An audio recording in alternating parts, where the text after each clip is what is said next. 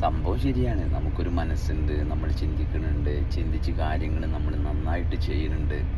പക്ഷേ നമ്മുടെ മൊത്തം ജീവിതം ഒരൊറ്റ ചിന്തയിലൂടെ നമുക്ക് മുന്നോട്ട് കൊണ്ടുപോകാൻ പറ്റില്ലല്ലോ. ആ ഒരു കോമൺ ആയിട്ടുള്ള സെൻസ് നമ്മൾ വർക്ക് ചെയ്യിക്കണ്ടേ? കാരണം എവിടെയാണോ നമ്മൾ കാര്യങ്ങൾ സെൻസ് ചെയ്യണത് അതിനനുസരിച്ച് നമുക്ക് ഓക്കെ പെർസീവ് ചെയ്യാം. അല്ലാതെ ഓൾറെഡി നമ്മൾ കാര്യങ്ങൾ മനസ്സിലാക്കി വെച്ചിട്ട് നമ്മളതിലേക്ക് കൊണ്ടുപോകാൻ നോക്കിക്കഴിഞ്ഞാൽ ഒരിക്കലും ഉള്ളതിനെ നമ്മൾ അനുഭവിക്കാൻ പോണില്ല. പിന്നെ ലൈഫ് എവിടെയും നിന്ന് പോയിട്ടില്ലല്ലോ. കാരണം ഇത് പ്രവർത്തിച്ചുകൊണ്ടിരിക്കല്ലേ. അപ്പോൾ ആ പ്രവർത്തിച്ചുകൊണ്ടിരിക്കുന്നതിൽ ശ്രദ്ധിക്കുമ്പോഴല്ലേ നമുക്ക് ആ ശ്രദ്ധയുടെ അനുയോജ്യമായിട്ടുള്ള ഒരു മനസ്സ് രൂപപ്പെട്ട് വരുള്ളൂ.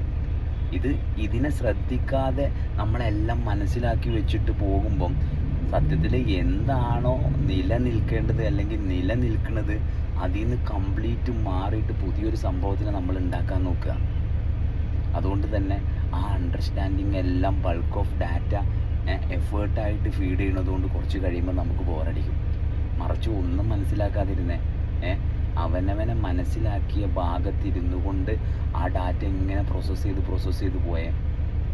അപ്പോൾ പിന്നെ സ്ലോ ആക്കേണ്ടടുത്ത് സ്ലോ ആക്കുകയും ഫാസ്റ്റ് ആക്കേണ്ടടുത്ത് ഫാസ്റ്റ് ആക്കുകയും എല്ലാം പ്രോപ്പറായിട്ട് വർക്ക് ചെയ്യും.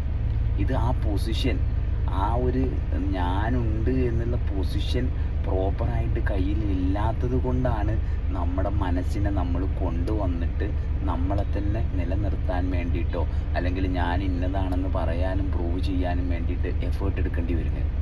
അവിടെയാണ് നമുക്ക് നമ്മളോട് തന്നെ മടുപ്പ് തോന്നുന്നത്. അവിടെയാണ് മറ്റുള്ളവർ ഇങ്ങനെ ചെയ്തു അങ്ങനെ ചെയ്തു എന്നുള്ള സാധനം നമ്മൾ കൊണ്ടുവരുന്നത്. അല്ലെങ്കിൽ നമ്മൾ നിലനിൽക്കുന്ന അവസ്ഥ കംപ്ലീറ്റ്ലി ഫുള്ളാണെങ്കിൽ ആരെന്തൊക്കെ ചെയ്താലും നമ്മളത് ബാധിക്കുന്ന ഭാഗമില്ലല്ലോ. കാരണം ആ ഫുൾനെസ് നിരന്തരം അവിടെ ഉണ്ട്.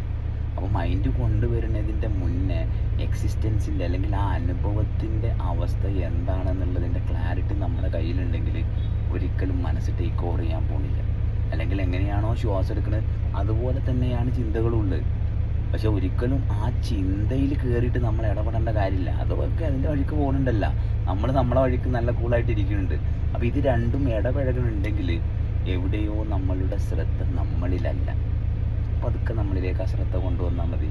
കാരണം മറ്റുള്ളവർ ചെയ്യുന്നതും പറയണതും എല്ലാം ബാധിക്കണ ഒരാളുണ്ടെന്നുള്ളൊരു തോന്നലുണ്ട്. ഇതൊന്നും ബാധിക്കാതെ പ്രവർത്തിക്കുന്ന ഒരു സംഭവമുണ്ട്. അപ്പം which one you want to choose, it's completely up to you. That's it.